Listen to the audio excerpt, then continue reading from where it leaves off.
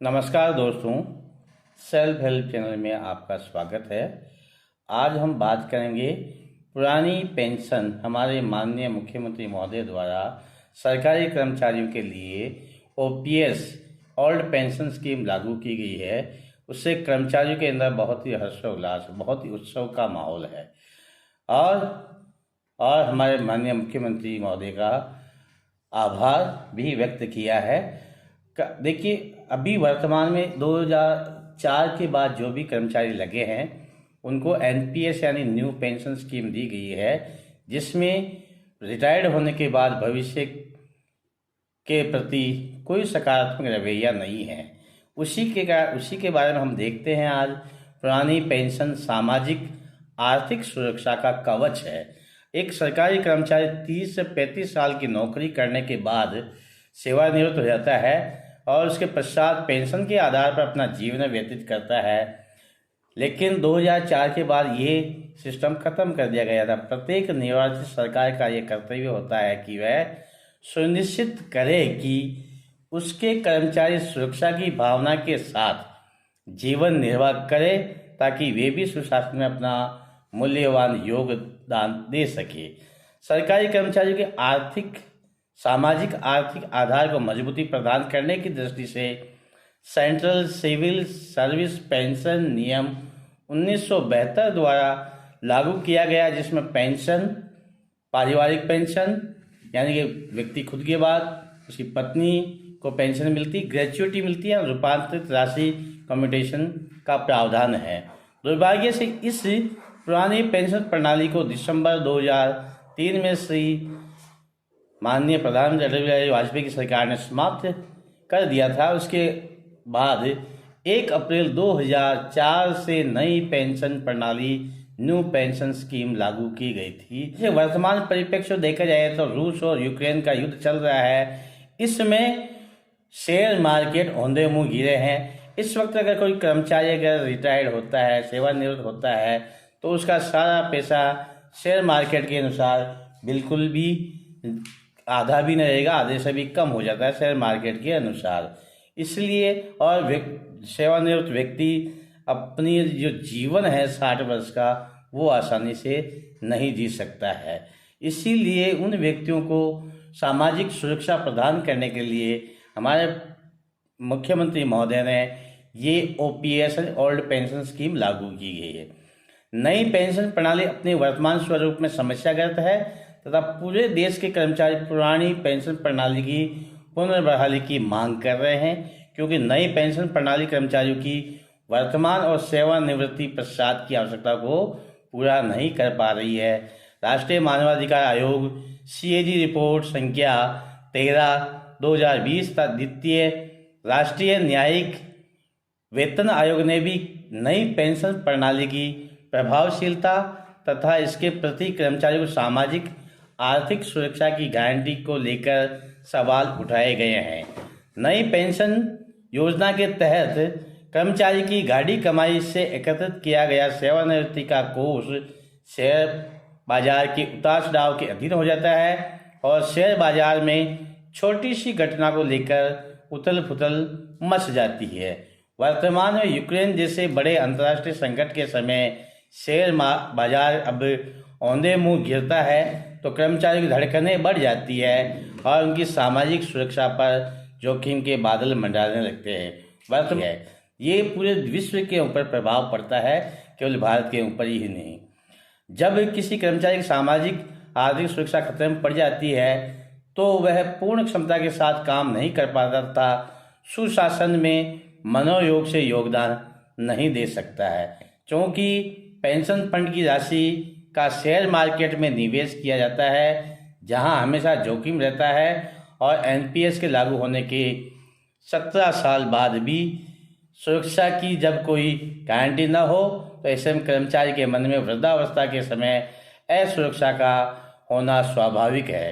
राजस्थान सरकार के कर्मचारियों के हितों की रक्षा तथा सेवानिवृत्ति के बाद के उन्हें सुरक्षा प्रदान करने के लिए राजस्थान की सरकार ने 1 जनवरी 2004 के पश्चात राजकीय सेवा में आए सभी कर्मचारियों के लिए पुरानी पेंशन प्रणाली को पुनः बहाल करने का निर्णय लिया गया है।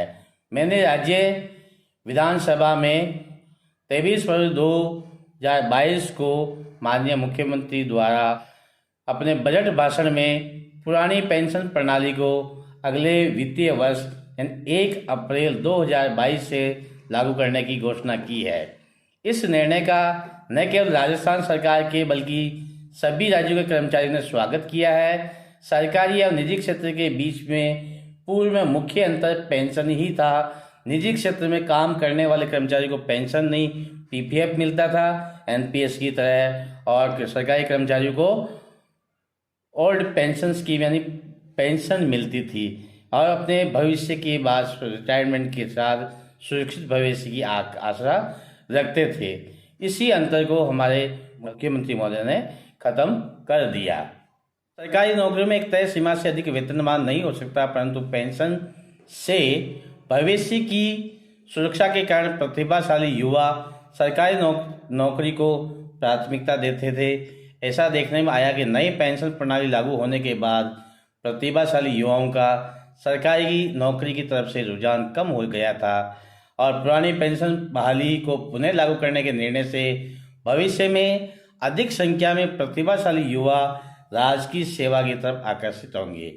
एनपीएस की वजह से प्रतिभा पलायन होने लगा था। गवर्नमेंट की तरफ जो बहुत ब्रिलियंट व्यक्ति होते थे वो नहीं आना चाहते थे, क्योंकि 60 वर्ष के बाद अपना भविष्य सिक्योर नहीं मानते थे।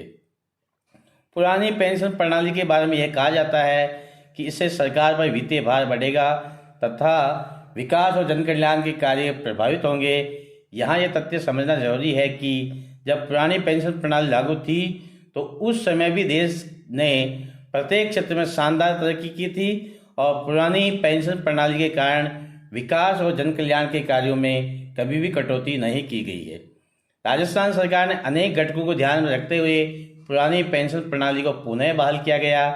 इस प्रणाली के तहत कर्मचारी को उनके मूल वेतन का 50% प्लस महंगाई राहत के साथ पेंशन की गारंटी मिलती है।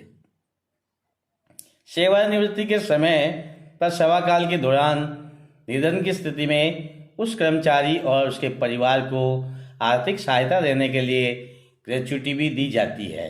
नई पेंशन प्रणाली के तहत ऐसी कोई गारंटी नहीं है। तालिका में है, हम आपको अंतर दिखाते हैं कि विवरण क्या है, कार्मिक अंशदान क्या है। ओपीएस पुरानी पेंशन प्रणाली में कुछ भी कार्मिक अंशदान नहीं है। नवीन में 10% मूल वेतन और महंगाई का, और उसमें 10% सरकार मिलाती है। सरकार में पेंशन की गारंटी, ओपीएस में पेंशन की गारंटी है। एनपीएस नवीन पेंशन प्रणाली में कोई गारंटी नहीं है।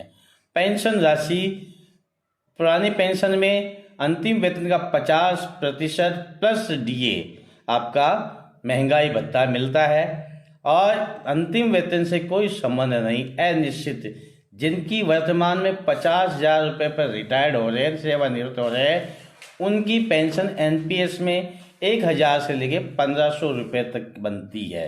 तो ये इसमें भविष्य आपका सुरक्षित नहीं है। महंगाई राहत ओपीएस में है और एनपीएस में नहीं है। पेंशन का रूपांतरण व्यक्ति जो पेंशन प्राप्त करता है उसके मरने के बाद या उम्र होने के बाद आपकी 33% और इसमें कोई विकल्प नहीं है। और एनपीएस में और मैं आपको बता देना चाहता हूँ कि 10 साल तक ही पेंशन दे है। उसके बाद व्यक्ति 60 से 70 साल 71 साल का हो जाता है, उसके बाद पेंशन का कोई प्रावधान नहीं था। और 10 साल भी वो जो आपके ही पैसों से 40% रोके गए थे उनसे देय होगी। जीपीएफ के लिए पात्रता पीएस में है, एनपीएस में नहीं है। एनपीएस राशि का वितरण पुरानी पेंशन में है और 2015 के बाद जमा राशि का 25%, वो भी कारण बताने के बाद ही। जल सेना, थल सेना और वायुसेना के कार्मिकों के लिए नई पेंशन प्रणाली लागू नहीं की गई। इस तथ्य से स्पष्ट है कि पुरानी पेंशन योजना इन कार्मिकों को पर्याप्त सामाजिक सुरक्षा प्रदान करती है। रक्षा मंत्रालय के ही अधीन सैन्य बल, इंडियन कोस्ट गार्ड के कार्मिक के लिए नवीन पेंशन प्रणाली लागू की गई, जबकि इस सेवा के जवान भी सैन्य बलों की तरह पूर्ण मुस्तैदी से काम करते हुए कठोर चुनौतियों का सामना करते हैं। ऐसी ही सेवाएं BSF, CISF, CRPF, ITBT, SSB इत्यादि के कार्मिक भी करते हैं, किंतु उन्हें भी एनपीएस के तहत कवर किया गया है। केंद्र और राज्य सरकारों के कर्मचारी भी पूर्ण प्रतिबद्धता के साथ कर्तव्यों का निर्वहन करते हैं। ऐसी स्थितियों में दो अलग अलग प्रकार की पेंशन प्रणाली न केवल भेदभावपूर्ण है बल्कि नैसर्गिक न्याय के सिद्धांत के विरुद्ध है। सीएजी ने नवीन पेंशन प्रणाली की ऑडिट रिपोर्ट संख्या 13 वर्ष 2020 में इस व्यवस्था के क्रियान्वयन, आयोजना तथा निरीक्षण को लेकर चौंकाने वाले तथ्यों का खुलासा किया। सीएजी की उक्त रिपोर्ट के पैरा 3.2 के अनुसार एनपीएस के लागू होने के 15 वर्षों बाद भी इसके तहत आने वाले कर्मचारियों के लिए सेवा शर्तों तथा सेवानिवृत्ति लाभों के संबंध में नियमों को अभी तक अंतिम रूप नहीं दिया गया है। इस योजना के संबंध में टिप्पणी करते हुए सीएजी ने उक्त रिपोर्ट के पैरा 3.9 में लिखा है कि इस बात का कोई संकेत नहीं है कि इस योजना का प्रत्येक 2 वर्षों में कोई बीमांकित मूल्यांकन किया गया है, न ही फंड की व्यावहारिकता के आकलन हेतु कोई पद्धति अथवा तंत्र अपनाया गया है। सीएजी ने एनपीएस के क्रियान्वयन को लेकर उक्त रिपोर्ट के पैरा 1413 में कहा कि इस योजना के लागू होने के 15 वर्षों के बाद बावजूद भी ऐसा कोई आश्वासन नहीं दिया गया कि पात्र कर्मचारियों को इस योजना के तहत 100% कवर किया जाता है। उक्त सभी आपत्तियां गंभीर है जो कर्मचारी की आर्थिक सामाजिक सुरक्षा को खतरे में डालती है। केरल, आंध्र प्रदेश, असम, हिमाचल, पंजाब जैसे राज्यों ने कर्मचारी के विरोध को देखते हुए एनपीएस की समीक्षा करते हुए राज्य स्तरीय समितियां गठित की है और हाल ही दिल्ली के मुख्यमंत्री ने भी ओपीएस की घोषणा की है। पश्चिम बंगाल सरकार ने एनपीएस को अभी तक लागू ही नहीं किया है। नवीन पेंशन प्रणाली करते समय सेवानिवृत्ति के पश्चात कर्मचारी को देय राशि पेंशन की राशि पर कोई ध्यान नहीं दिया गया है। इस कारण पूरे देश में कर्मचारियों में असुरक्षा की भावना है। यदि नवीन पेंशन प्रणाली इतनी ही अच्छी और पवित्र है तो द्वितीय राष्ट्रीय न्यायिक वेतन आयोग ने फरवरी 2020 की अपनी रिपोर्ट में न्यायिक सेवाओं में एनपीएस लागू नहीं करने की अभिशंसा क्यों की है। राष्ट्रीय मानवाधिकार आयोग ने 20 दिसंबर 2021 को केंद्र सरकार को लिखे अपने पत्र में कर्मचारियों के मानव अधिकारों की रक्षा के खातिर एनपीएस की समीक्षा हेतु समिति गठित करने के लिए कहा है। जनवरी 2004 उसके पश्चात नियुक्त कर्मचारियों में से अब तक जिन कार्मिकों ने सेवानिवृत्ति हुई है उन्हें या तो कोई पेंशन नहीं मिलती है अथवा इतनी कम प्राप्त हुई है कि वे अपना जीवन यापन नहीं कर सकते। इस दृष्टि से राष्ट्रीय पेंशन प्रणाली अपने उद्देश्य को पाने में विफल रही है। यहाँ तो वृद्धावस्था भी उनसे ज़्यादा मिल रही है जो अभी रिटायर्ड हो चुके हैं। आरंभ में नवीन पेंशन योजना के अंतर्गत पारिवारिक पेंशन और ग्रेच्युटी का भी प्रावधान नहीं था, जिसे भारत सरकार को बाद में लागू करना पड़ा। तो साथियों, ये था सामाजिक और आर्थिक सुरक्षा कवच जो हर एक कर्मचारी का अधिकार है, जो उसे मिलना चाहिए। फिर मिलेंगे अगले वीडियो में, तब तक के लिए जय हिंद, जय भारत।